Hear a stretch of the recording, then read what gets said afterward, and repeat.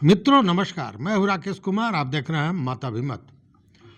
मित्रों, जिगर मुरादाबादी का एक शेर है और ये शेर आज के दिन में कहाँ फिट बैठता है जरा सोच के बताइए।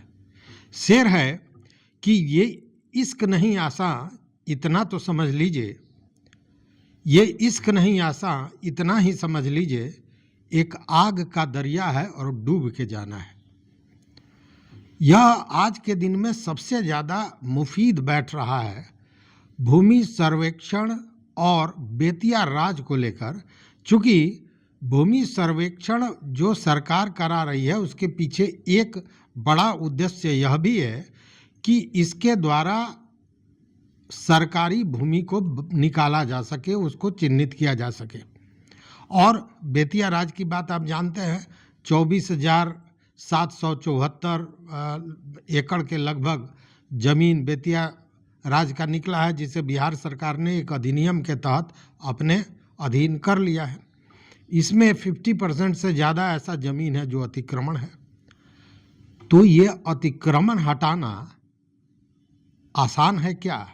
ये इश्क नहीं आसान, उसी तरह ये अतिक्रमण हटाना नहीं आसान है।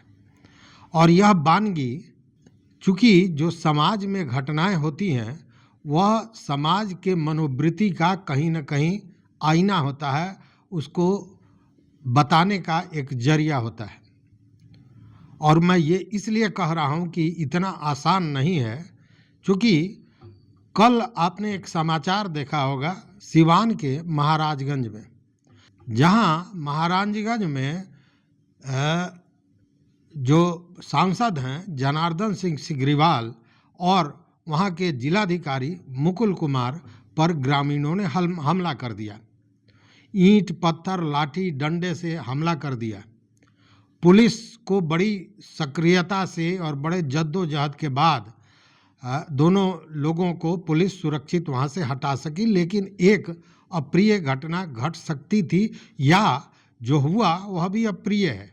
चूँकि किसी सांसद और जिलाधिकारी पर अगर हमला किया जाता है तो यह साधारण बात नहीं है।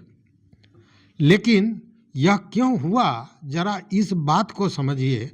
और तब हमने जो कहा कि अतिक्रमण हटाना आसान नहीं है, इसे समझिए। देखिए, वहाँ एक केंद्रीय विद्यालय खुलने जा रहा है। महाराजगंज के टेगड़ा हरकेशपुर गांव में एक केंद्रीय विद्यालय खुलना है, उसकी स्वीकृति मिल गई है और उसके लिए ज़मीन की दरकार है, ज़मीन की आवश्यकता है। और उस गांव में ज़मीन का निरीक्षण करने, ज़मीन को देखने ही सांसद महोदय गए थे निरीक्षण करने, और उनके साथ जिलाधिकारी मुकुल कुमार भी गए थे। पूरे दल बल के साथ जब वहाँ पहुँचे ज़मीन का निरीक्षण करने, तभी वहाँ ग्रामीण जुटने लगे, इकट्ठे होने लगे और एकाएक ग्रामीणों ने हमला कर दिया। ईंट पत्थर फेंकने लगे, लाठी डंडे भाजने लगे। पुलिस साथ में थी तो पुलिस ने बड़ी सक्रियता से, बड़े गंभीरता के साथ इसे लिया और दोनों लोगों को, सांसद महोदय को और जिलाधिकारी को, वहाँ से सुरक्षित लेकर हटाए। लेकिन यह मामला बहुत हल्के में नहीं लिया जा सकता है, चूँकि जो कारण है वो बहुत बड़ा है और समाज में अभी जो विचार, जो चिंतन चल रहा है उसका परिचायक है।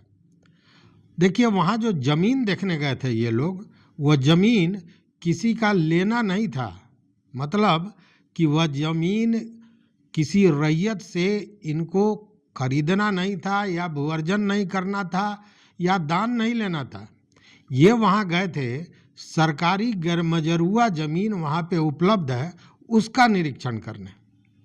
और उस गैरमजरूआ ज़मीन के निरीक्षण की बात जैसे ही गांव वालों को पता चली कि लोगों ने हमला कर दिया। और कारण यह है कि उस पूरे ज़मीन पर ग्रामीणों का कब्जा है और ग्रामीणों का ये कहना है कि इस पर हम कई वर्षों से, दशकों से हम लोग इस पर काबिज हैं और इसी ज़मीन पर खेती बाड़ी करके अपने घर का भरण पोषण करते हैं। ऐसे में हम ज़मीन कतई नहीं छोड़ेंगे, किसी भी स्थिति में नहीं छोड़ेंगे।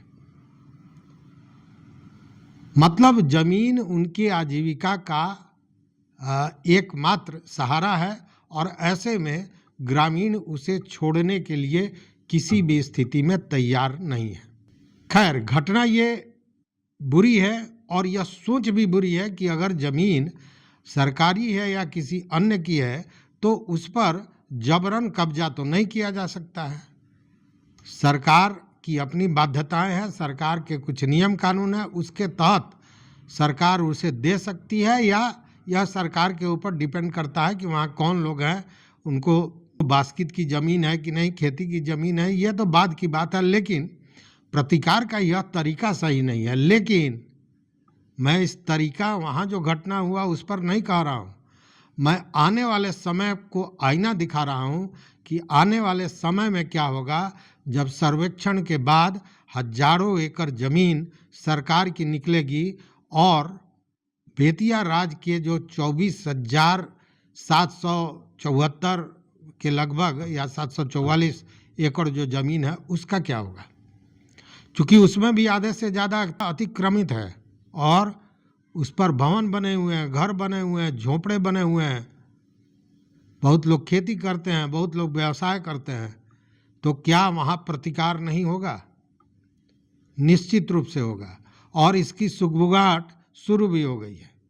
लेकिन अभी तक जो लोग उस जमीन पर कब्जेवारी किए हुए हैं या अतिक्रमण किए हुए हैं, उन लोगों के पास सरकार का कोई भी आदेश या कोई भी कार्रवाई सीधे तौर पर नहीं हो रहा है, इसलिए मामला अभी ठंडे बस्ते में पड़ा हुआ है।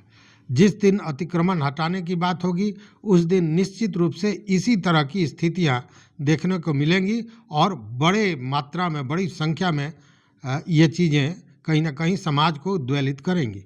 क्योंकि आपने देखा होगा पिछले दिनों जब के पाठक बेतिया गए और बेतिया में उन्होंने निरीक्षण किया जो अतिक्रमित जमीन है, उसके बाद से ही वहाँ पे एक तरह से कहें कि सुगबुगाहट और आक्रोश का माहौल शुरू हो गया था।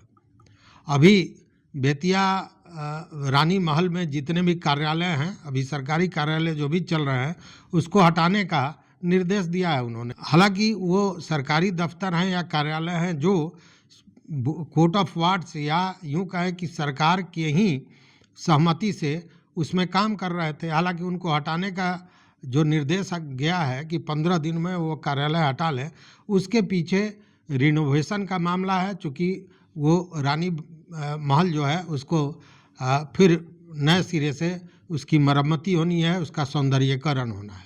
लेकिन मैं घूम फिर के फिर उसी स्थिति पर जा रहा हूँ, उसी विषय पर जा रहा हूँ कि जब गैरमजरूआ ज़मीन पर लोग बसे हुए हैं और उसको लेकर इस तरह का प्रतिकार हो रहा है, इस तरह का रिएक्शन सामने नज़र आ रहा है, तो जब ये सैकड़ों और हजारों एकड़ ज़मीन को अतिक्रमण मुक्त कराने की बात होगी तो निश्चित रूप से माहौल कुछ इसी तरह का होगा और निश्चित रूप से ये अतिक्रमण हटाना सरकार के लिए बड़ी मुश्किल होगी, टेढ़ी खीर होगी।